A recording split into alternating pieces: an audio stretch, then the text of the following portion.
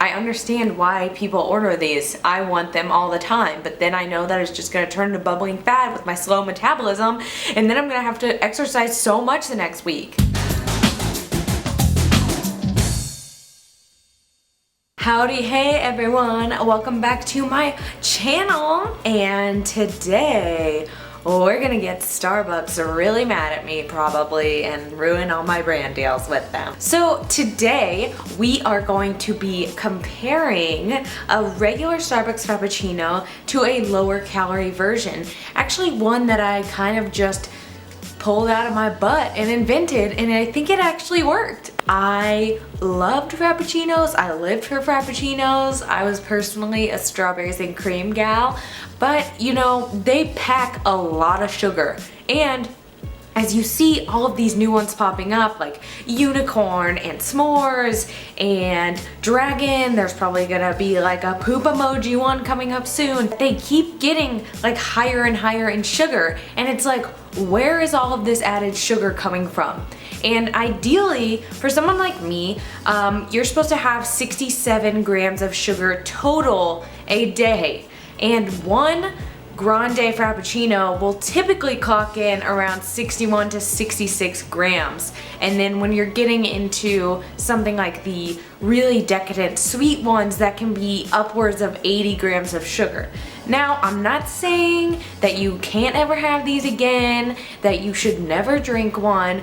All I'm saying is that these are great for moderation, and if you're craving one, you can probably make one for a lot less calorie and a lot less added sugar on your own. First of all, we're gonna be putting up the Grande Mocha Frappuccino from Starbucks up against the Candy homemade Frappuccino. I tried to think of a cool name for Frappuccino, but like a Candy-CCINO. We're gonna do the Candy-CCINO versus the Frappuccino. The Candy-CCINO is made of almond milk, iced coffee, cocoa powder, stevia, a little bit of Enlightened hot cocoa ice cream, and half a banana. So it's really not that many calories, and I really hope it tastes good. I mean, that's what I would think a mocha would be made out of, but this thing clocks in at under 100 calories and 9 grams of sugar. Let's look at the Mocha Frappuccino. A Grande Mocha Frappuccino has 410 calories, 66 grams of sugar, and it's 45% of your daily saturated fat, 23% of your total fat.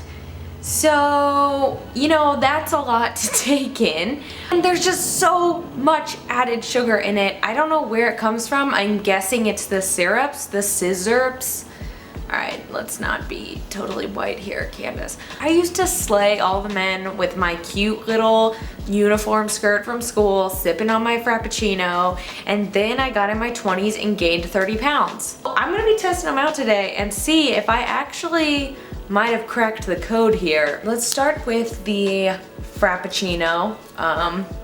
So, you know, it's pretty hefty. I don't know why this has to do with a taste test, but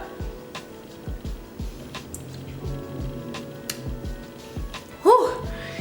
Ah ha ha, yo gabba gabba. This is very sweet, very good. I can taste the coffee notes, I can taste the chocolate, but there's really a distinct syrupy taste to it, so I can tell that there is a lot of sugar.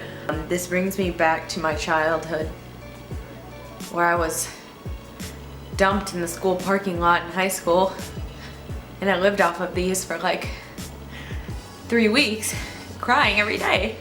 Anyway, these taste pretty good. Is it my whole day's worth of sugar? I don't know. So let's move on to what I conjured up in my kitchen. I'm actually very proud of myself for what I did. I used a base recipe, which I'll put down below, and then I kind of adapted to it, adding a little bit of the Enlightened ice cream, which gave it a creamier look to it, more like a Frappuccino and not just coffee and ice. This is what they look like together. Not bad. Let's try out the CANDY-CCINO. Maybe I should trademark this and sell it for overpriced. Also, let's talk about the price. Okay, so one of these bad boys is almost $5, which is more than my allotted lunch money a day. And this would probably clock in a lot cheaper because I just threw it together in my kitchen out of things that I already had.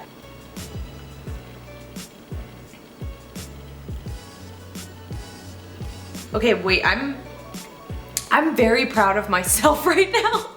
This tastes really good. It's a little tartar, like dark chocolate, you know, just a little dark and mysterious.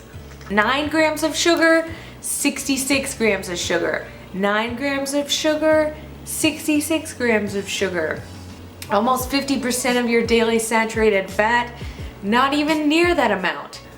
You should try this. I want you to try this at home because I want to know if I'm just full of myself or if I actually made a good copycat skinny product. I guess the main takeaway here is that I just want you guys to know that you don't have to give up things you love if you want to get into a healthier lifestyle. If you look at these two things, they almost taste exactly the same, and one has a fourth of amount of calories and